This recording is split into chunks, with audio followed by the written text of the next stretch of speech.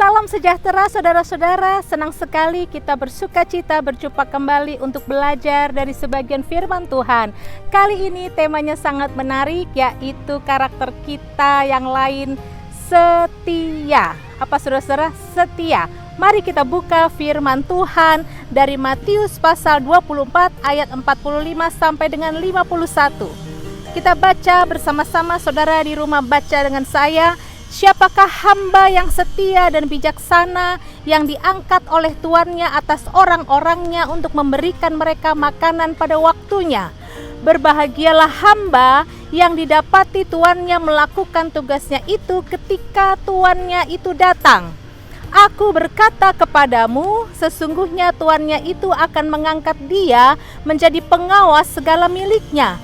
Akan tetapi apabila hamba itu jahat dan berkata di dalam hatinya, Tuanku tidak datang-datang, lalu ia mulai memukul hamba-hamba lain dan makan minum bersama-sama pemabuk-pemabuk, maka Tuan hamba itu akan datang pada hari yang tidak disangkakannya dan pada saat yang tidak diketahuinya, dan akan membunuh dia dan membuat dia senasib dengan orang-orang munafik. Di sanalah akan terdapat ratapan dan kertakan gigi. Mari kita belajar dari ayat-ayat ini tentang makna yang dalam dari setia. Pertama saudara-saudara, kalau kita perhatikan, orang yang setia akan tetap berada pada tempatnya di mana Allah tempatkan dia. Kita lihat Matius 24 ayat 46, berbahagialah hamba yang didapati tuannya melakukan tugasnya itu ketika tuannya itu datang. Ini sebuah perumpamaan. Ada orang-orang yang dipercayakan sesuatu, diberikan tugas tanggung jawab sesuatu, lalu ditinggal oleh tuannya, dan kapan saja tuannya bisa datang kita tidak tahu. Lalu ketika tuannya datang, Alkitab mengatakan berbahagialah hamba itu, hamba-hamba yang ketika tuannya itu datang didapati oleh tuannya, dia sedang melakukan tugasnya itu. Nah saudara-saudara, orang yang setia akan berada di tempat di mana Allah tempatkan dia dan di mana Allah menempatkan panggilan dalam hidupnya.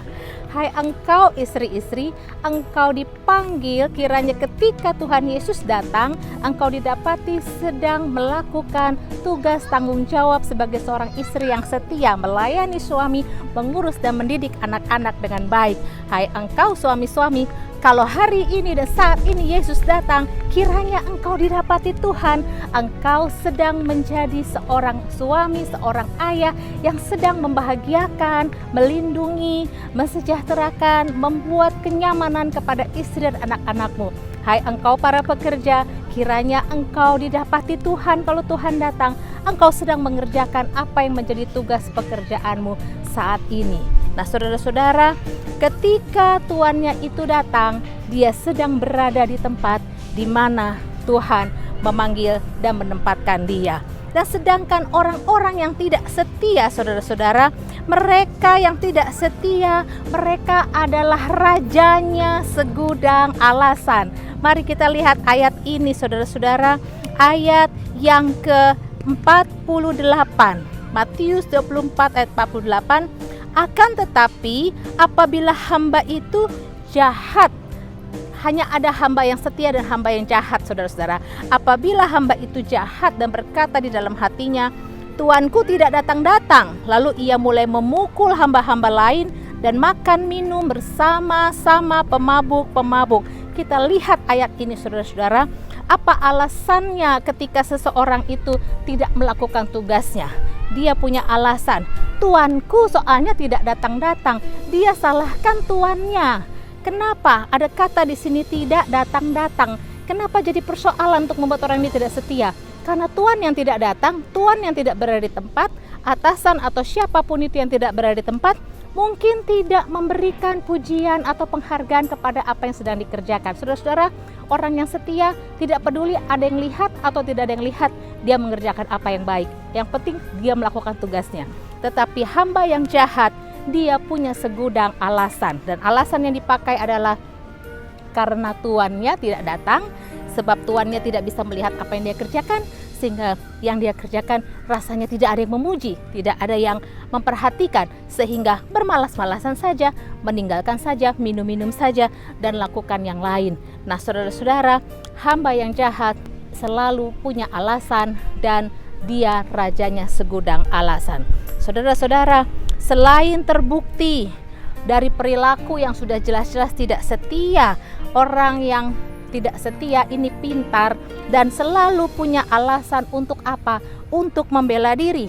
Bahkan selain membela diri, dia punya alasan yang rasional untuk selalu bisa dilihat lebih benar dan lebih baik. Dan supaya lebih benar, kadang-kadang dia perlu salahin orang lain. Itulah rajanya banyaknya alasan. Alasannya terdengar sangat positif dan kadang-kadang sangat bijaksana. Saudara-saudara, gak ada orang yang niat selingkuh mau ngaku, saudara-saudara. Gak ada orang yang mau pindah-pindah tempat bekerja mau mengaku kalau dia tidak setia. Saudara-saudara, orang yang selingkuh, orang yang tidak setia, jalan keluarnya cuma satu, yaitu bertobat, ya. Sebab kalau dicari alasan, selalu alasannya itu ada. Dan orang yang tidak bertobat selalu cari alasan untuk menutupi kesalahannya. Saudara-saudara, orang yang tidak setia punya alasan pergi dari rumah dan tidak pulang karena apa?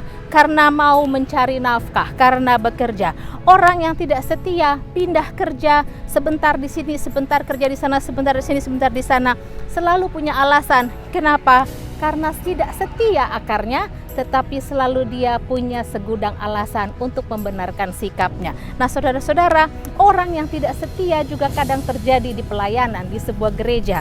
Kenapa orang pindah pelayanan, pindah tugas dari gereja yang satu ke gereja yang lain? Selalu punya alasan. Entah alasannya income, mencari uang, ataupun alasannya di situ tidak dipakai, di situ tidak sejahtera, atau tuntunan Tuhan dan sebagainya dan sebagainya.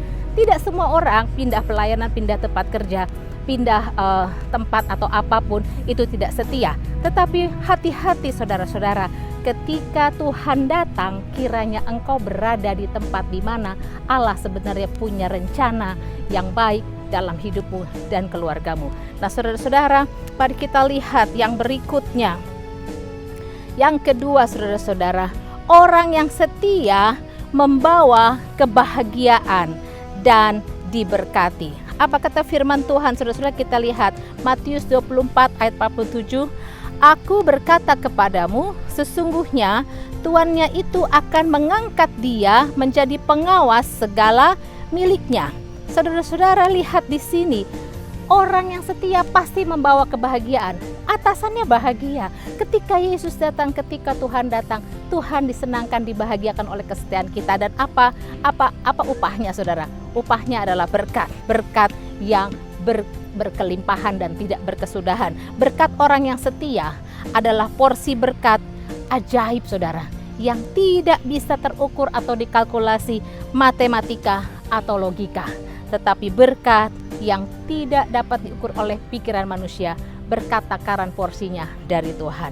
Nah, sedangkan orang yang tidak setia, saudara-saudara, dia bukannya berbahagia, dia tidak membahagiakan, dia tidak diberkati, tetapi dia berbahagia hanya untuk jangka pendek. Namun, saudara-saudara, berakhir dengan apa?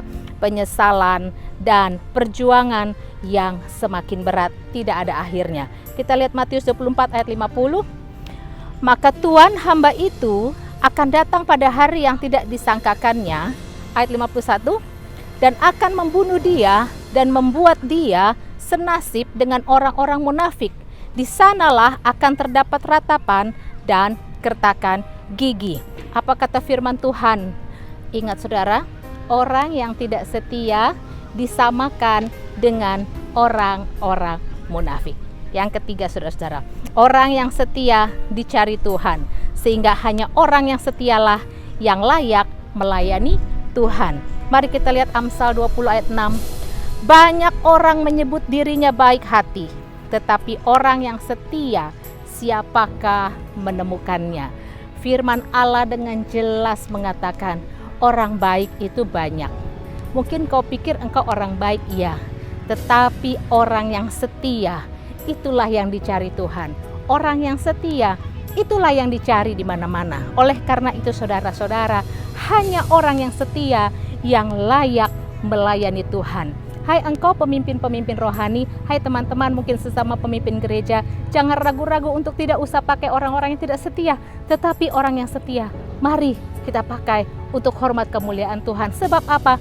Hanya orang yang setia yang layak melayani Tuhan. Demikian firman Tuhan saudara-saudara pada saat ini. Namun yang terakhir pesannya adalah mungkin sekarang engkau berpikir, apakah aku ini orang yang setia?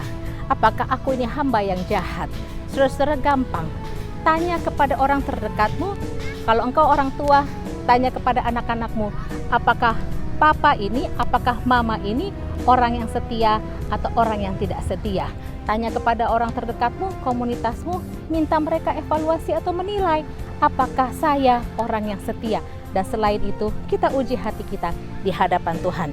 Mungkin banyak hal yang saat ini belum engkau peroleh, apa yang menjadi cita-citamu, tujuanmu, engkau belum dapatkan. Sehingga seringkali engkau tergoda untuk menjadi orang yang tidak setia. Nah, pesannya adalah tetap fokus kepada Tuhan. Ketika kita memilih setia, kita terus memandang kepada Tuhan, engkau akan melihat Tuhan akan menjawab apa yang menjadi doamu. Demikian pesan pada saat ini saudara-saudara, jadilah hamba yang setia, jadilah hamba yang taat, jangan menjadi hamba yang jahat, jangan mau berkata sejelek-jeleknya mama, sejahat-jahatnya mama, tapi mama masih masak buat kalian. Hai engkau ibu, engkau harus bertobat, jangan ditipu iblis, engkau adalah hamba yang setia.